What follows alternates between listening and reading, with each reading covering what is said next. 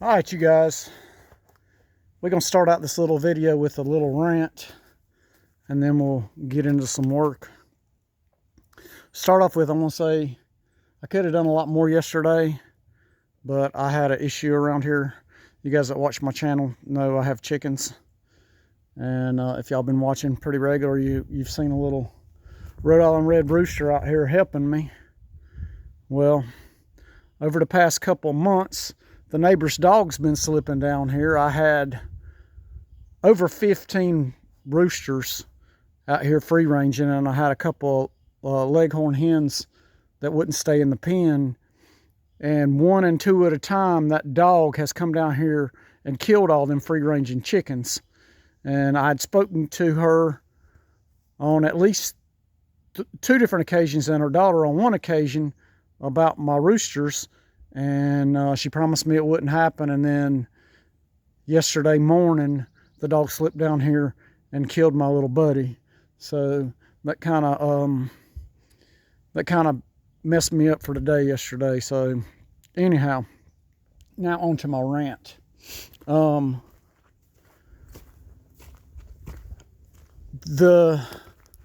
of the comments on the channel, Kirby Humphrey made a comment, and it might have been just in fun, but he said, man, that rebuilding a spray can looks really good. Well, you guys don't make any mistake about it. This build is pretty much all new parts. I rebuilt this 454. You can see it's got a brand new crank in it. I got a brand new flywheel and starter to go on it, flex plate. This transmission looks rough, but I had, this transmission was built about, I don't know, 30 years ago for something else. And I bought this truck, and it had the 402 big block in it, which ended up being a 69 model 396 that was remanted. It was 90 over. But anyhow, I sold it to a Chevelle guy. But before I did that, I bought this truck, and it didn't come with a bed on it. And this bed right here come off a 69 GMC, which had a 350 with a turbo 400 and a positive traction rear end in it. And so I pulled the big block out of this truck because I'd never heard it run, and I stuck it in that 69 GMC and rode it a little bit. And I burnt the 400 that was in the 69 GMC up, and I put this 400 that we're getting ready to put back in the truck in it.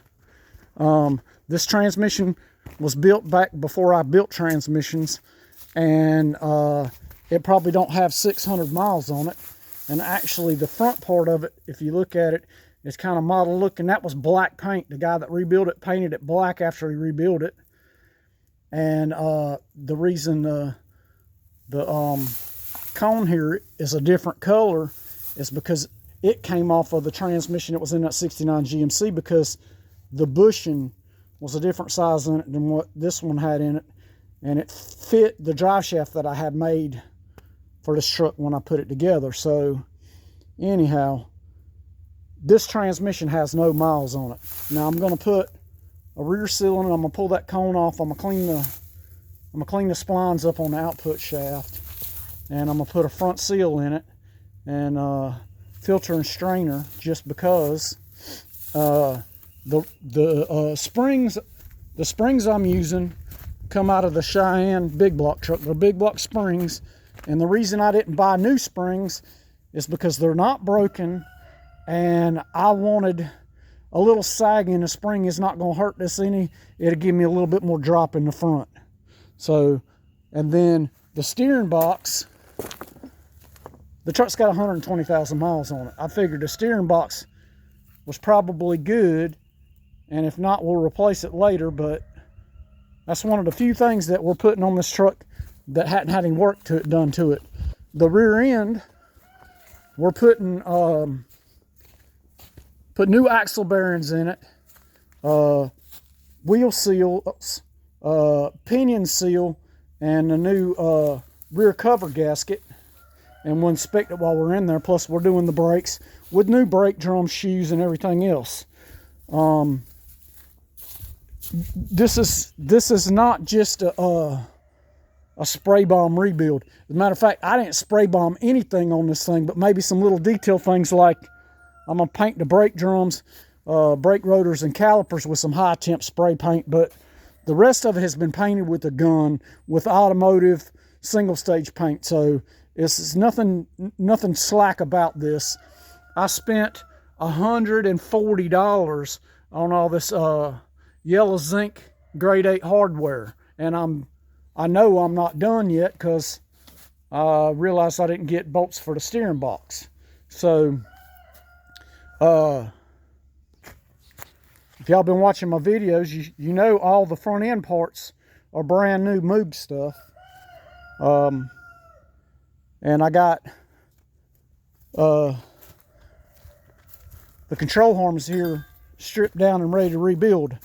But in the meantime, I've you know, projects kind of mature along as you go. But here you go. This is all brand new parts for this project. So anybody that thinks that this is just a rebuild with a spray can, don't be fooled.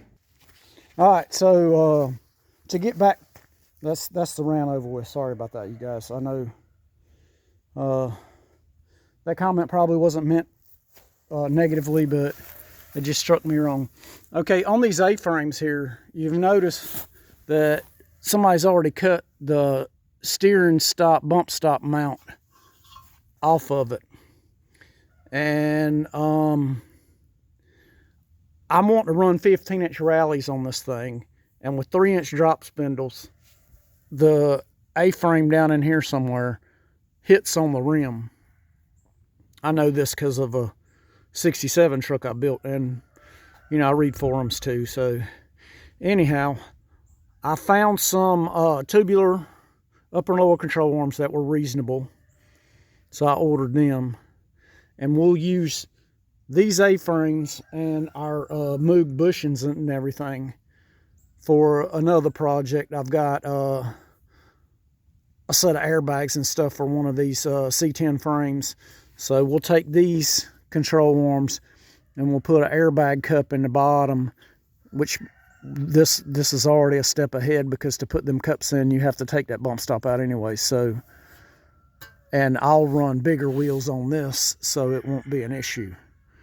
So anyhow, but what we're doing here, okay, when I built this motor, the original intent was to put it in my dually. It was going to be built for this truck all along, but I was going to put it in my dually to start with. And this motor was a core motor that I bought, and it's got a really deep pan on it. And when I built it, all I did was put the pan on it to move it around, because when I pulled the motor out the dually, I was going to take the pan off of the motor in it and put on this engine. And that's what we're going to do with it. Well, I've decided to 6-liter swap the dually, which was the long-term plan, but it turned into a short-term plan. And I hadn't pulled the motor out yet. So what we're going to do, I mean, I'm anxious just like you guys are, and I really need the weight of the engine in the frame to put the front suspension together with. So what I'm going to do is put it in, even though I've got to pull the pan out. So it's going to have to come back out. But we're going to put it in. We're going to bolt the transmission to it, mock it all up, and use it for weight to be able to reassemble the suspension. But we're waiting on those control arms, so we're gonna mock it up first and see, and then when we do, we'll pull it back out. We'll either change the pan or put the pump and pickup in the pan that goes with it if it's not too low. And then we'll go from there. I've also decided I was going to bend all my own brake lines, but I was like, man, you know, this thing is looking so good. I found a inline tube, stainless steel brake line set pre-bent. And so I'm gonna go ahead and order that and get it coming, and we'll put that on there. And that's just what I decided to do. So that's what we're gonna do. I could have bent the lines and all that myself, but it would have been mild steel, and I just think I'm gonna do stainless. It's gonna be pretty. So we got that going on. But we got lots to do while we're waiting on parts. Like I said, we'll mock this up, figure out what we're gonna do on the oil pan. We got a brand new tank. I'm running the factory tank in this thing. So I've got a brand new tank and a brand new sending unit. So we need to clean the truck out, pull the seat out, pull the tank out, take the new tank, put the new sending unit in it, put it in the truck. Then we got to pull the cowl panel off, the fenders, and the core support, the whole front end basically. We'll take and clean the radiator support up and figure out what we're going to do about the inner fenders, and we'll get all that painted up and get it ready for whenever the frame is ready. The cab will be ready to swap over. So we got lots to do while we're waiting on parts, so we'll just get with that. And y'all just stick with me and I'll show you as I go.